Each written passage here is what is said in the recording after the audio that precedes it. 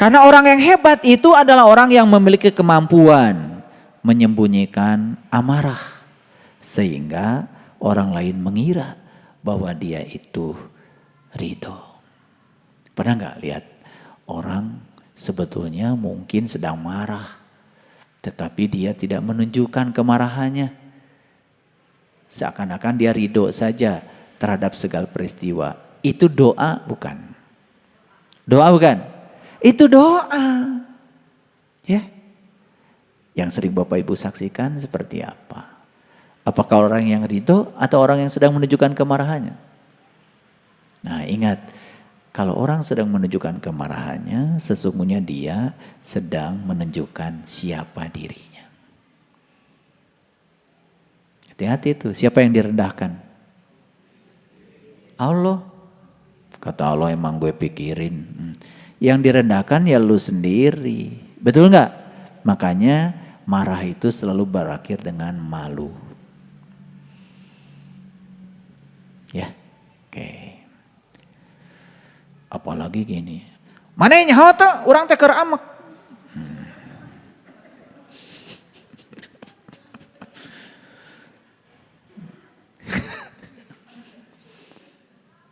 Itu kedah pengumuman. Betul enggak? Karena orang yang paling jelek di dunia adalah orang yang sedang marah. Geus katingali gorengna. Teu kudu pengumuman. Nyaho teu maneh urang keur amek. Geus puguh katingali. Betul enggak? Waduh, itu mah pengumuman luar biasa. Ya.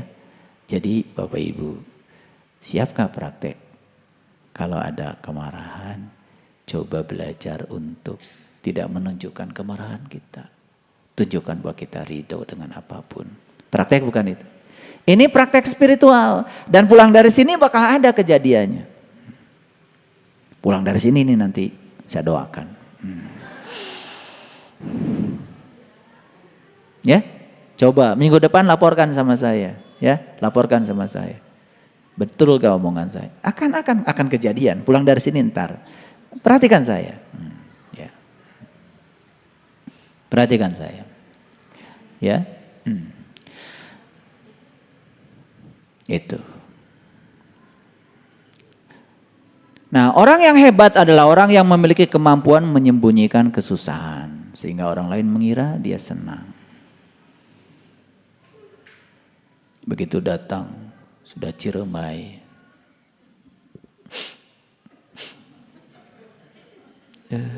Tiap panggil jeung si eta.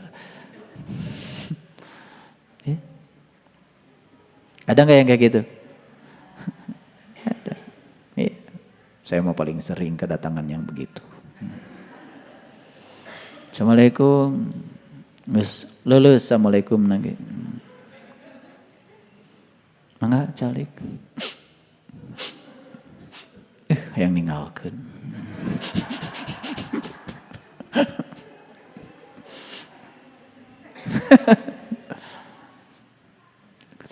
Tahan heula atuh emosi teh, sok ngomong heula.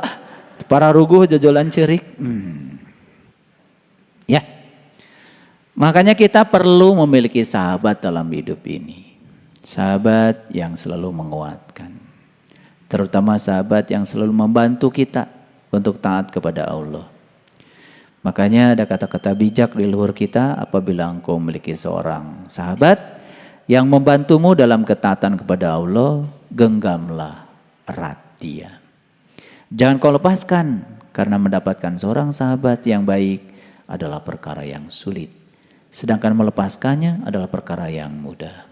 Oleh karena itu, saya sering memberikan nasihat, ya, hapuslah kesalahan demi untuk persahabatan daripada menghapus persahabatan hanya untuk satu kesalahan. Ya, awas ya. Kita tidak mengenal rumus 100 dikurangi 1 sama dengan 0. Rumus di BSI 100 dikurangi 1 100. 100 dikurangi 2 100. 100 dikurangi 3, 100. 100 dikurangi 100, 100. Itu rumus di BSI.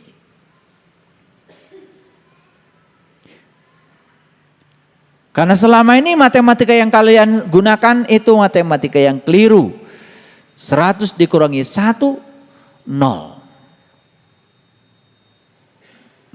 Ada orang melakukan 100 kebaikan buat kita, 1 kali melakukan kesalahan, langsung 0.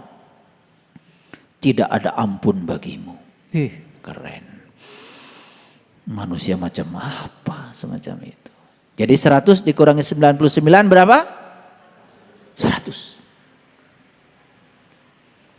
Waduh, hari ini semua akan datang nih sama kalian. Habis ini, semua yang diceramahkan oleh saya sekarang nih, habis ini akan datang. Percaya atau tidak. Nanti pulang dari sini langsung. Ingat, baru tadi. Praktek. Ya. Barang siapa yang mengaku dapat menggabungkan dua cinta dalam hatinya, cinta kepada dunia sekaligus cinta kepada Allah, ia telah berdusta. Gak mungkin. Gak mungkin. Ya, makanya wudhu dulu, sholat dulu. Wudhu dulu baru sholat. Wudhu itu adalah berpisah. Melepaskan semua dengan selain Allah, dan sholat adalah melebur bersatu. Jadi sholat di tingkatan yang lebih tinggi lagi, bukan sembahyang. Karena kalau sembahyang itu yang menyembah dengan yang disembah masih ada jarak. Sholat itu waslat. Waslat itu melebur sebetulnya. Kita bisa melebur dengan Allah kalau kita sudah berpisah dengan yang selain Allah. Jadi tidak mungkin kita bisa mencintai dua-duanya. Keren? Oke, makanya rumusnya sederhana, lihat saya semua. Siapa yang mengejar Allah, dia dapat Allah dan dunia. Siapa yang mengejar dunia, dia tidak dapat dua-duanya. Jadi tidak ada dapat salah satu. Ya, dapat dua-duanya atau hilang dua-duanya. Ya. Untuk menjadi manusia yang luar biasa itu, ya memang kelasnya Nabi, kelasnya Rasul aja dihina, apalagi kelas kita. Betul? Maka biarlah mereka bersikap bodoh dan menghina. Dan tetaplah kita bersikap santun. Gaharu akan semakin wangi ketika disulut api. Gaharu itu kemenyan. Kemenyan disulut api malah wangi. Kalian disulut api? Gosong.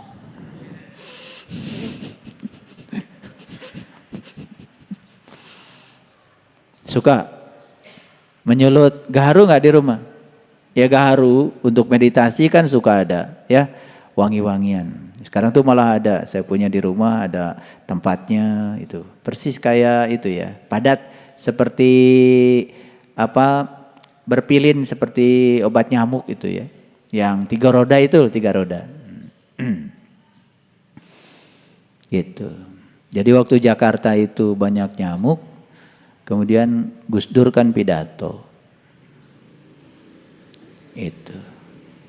Ini kata Gus Dur, nyamuk ini banyak di Jakarta gara-gara bemo waktu itu dilarang beroperasi.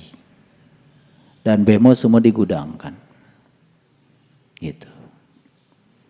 Karena nyamuk sini cuma takut 3 roda.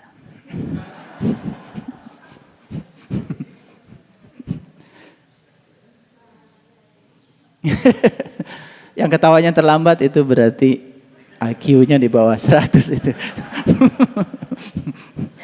Nanya, maksudnya naon? Aduh, pira aku nggak bodor kedah dijelaskan.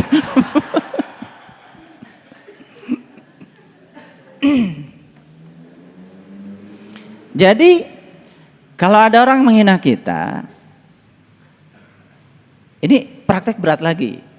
Gimana caranya supaya kita tetap bisa santun? Seperti gaharu, semakin dibakar, semakin wangi. Aduh, saya pengen lihat ya, ada orang dibakar tambah manis. Kan umumnya dibakar gosong kan? Betul nggak? Dibakar api kemarahan, marah. Dibakar api kebencian, benci. Dibakar api iri hati, iri hati. Dibakar api dendam, dukun santet.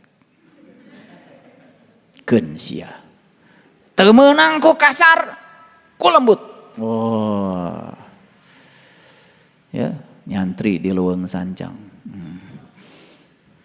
Ya. Ini hati-hati nih, di leuweung sancang gak ada apa-apa.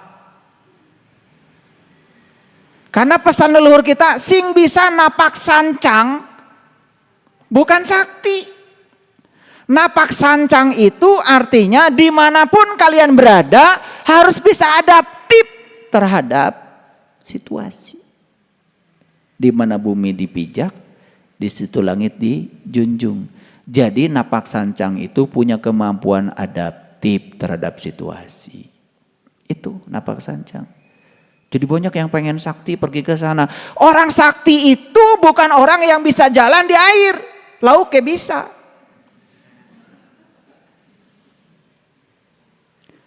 Orang sakti itu yang hidupnya napak, membumi, dimanapun dia berada, dia selalu diterima. Makanya tanya pada dirimu. Tanya pada dirimu.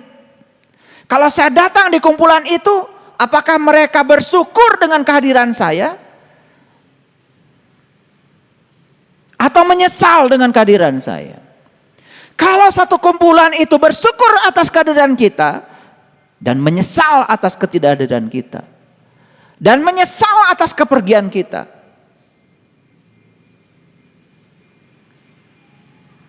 itu tandanya kita napak sancang, sakti. Taeta sakti mandraguna. Anu katabrak, oh disambung-sambungkeun toh. Nyambung deui, sakti. Bukan. Kalau orang diberi kelebihan seperti itu adalah kelebihan khusus dari Allah. Sakti tidak. Dia sedang dipakai oleh Allah untuk itu. Yang sakti itu yang bisa menyambungkan orang-orang yang pecah belah. Yang bermusuhan. Taeta nu sakti. Ya. Gitu. Mereka mana ya? Ada yang angkat ke ditu. Naon? Iya anu pas saya. Di pihak mana Bapak? Di pihak di Gelo. Yang benar itu datang kemudian menyambungkan yang terpisah. Jadi orang ketiga yang bisa sakti. Tahu manusia sakti sekarang? Yang kayak gitu sakti. Abdi mah dibeulem ku seuneu tekaraos. Betul. Tangannya gini dibakar. Sakti? Bukan. Itu mah tipuan. Balur we ku obat kimia heula nu anti api ngodekeun. Betul enggak? Iya. Siapa yang sakti? Teu kabeulem. Walaupun dipanas-panasi oleh orang, tetap saja pada pendiriannya. Tah eta sakti. Mau gak jadi manusia sakti? Sakti ala BSI. Gitu. Paham ya? Jadi semakin dibakar harusnya semakin manis. Semakin wangi. Kalian kalau dibakar semakin? Oh enggak beda. Udah dapat ceramah hari ini? Enggak, insya Allah ya. Masih ingat begitu yang membakar, waduh ingat kajian tadi. Semakin dibakar semakin manis. Waduh minta kemampuan sama Allah. Ya Allah jadikan aku gaharu yang semakin dibakar semakin wangi. Wah luar biasa. Teka belum cekas ya. Wajahnya terang benderang. Nih praktek. Jadi sekarang hari ini saya ngasih banyak sekali ilmu praktek. Dan setelah ini pasti akan terjadi. Sok lah.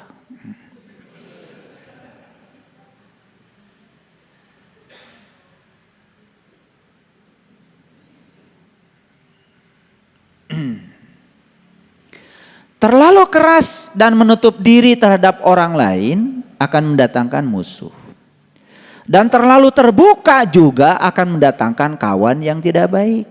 Maka posisikan dirimu di antara keduanya. Lihat saya semuanya. Ya. Terlalu baik itu gampang dimanfaatkan orang. Dan hampir semua penipu akan menjadikan sasaran sebagai sasaran tipunya itu orang yang terlalu baik. Daya saringan. Gitu. Namot artos sabar 100 juta closer. Ngikutan sih, teket dah, percantan. Geus leungit mah ceurik we. Begitu rek lapor ke polisi, eueuh buktina. Piraku atuh orang kudu make tulis segala. Apaan orang teh sosobatan gitu. Padahal yang datang tukang tipu. Ngerti maksud saya? Jadi dalam segala urusan harus sigar tengah. Harus di tengah. Jangan terlalu keras karena itu akan menutup diri. Tapi juga jangan terlalu lemah karena itu kan dimanfaatkan orang. Ya. Gitu. Saya mau cerita istri saya. Baik banget. Biasa ibu ditambah sertifikat. Oh mangga. Saya tanya sertifikat rumah sekarang di mana? Aduh luka di mana? Baik, menolong orang. Tapi sampai sekarang tidak ada catatannya. Gitu. Itu baik yang terlalu baik. Jadi yang paling bagus itu jangan terlalu keras, tetapi juga jangan terlalu lunak. Itu yang disebut dengan sigar tengah. Gitu. Ya, perhatikan. Karena itu akan menyelamatkan. Jadi ya terlalu itu dalam segala hal juga tidak pas. Iya. Dan akan selamanya kita dimanfaatkan orang lain kalau kita tidak mengubah diri kita. Jadi saya menyampaikan ini, ayo kita punya kelemahan apa? Ayo kita perbaiki. Ya, baik. Carilah sahabat yang setia dalam suka maupun duka. Karena hidupmu senantiasa berputar di antara suka dan duka. Betul? Kan kita ini hidup yang paling kecil skupnya rumah tangga. Rumah itu tempat berlangsungnya kehidupan, tangga itu tempat naik. Jadi suka dan duka itu bisa jadi tempat naik, bisa jadi juga untuk turun. Betul? Nih saya kasih tahu. Kapan Bapak Ibu naik? Ketika suka atau ketika duka?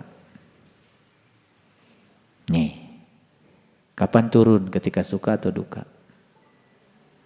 Kebanyakan justru kita naik ketika duka. Dan kebanyakan ketika suka lupa malah turun. Betul enggak? Itu.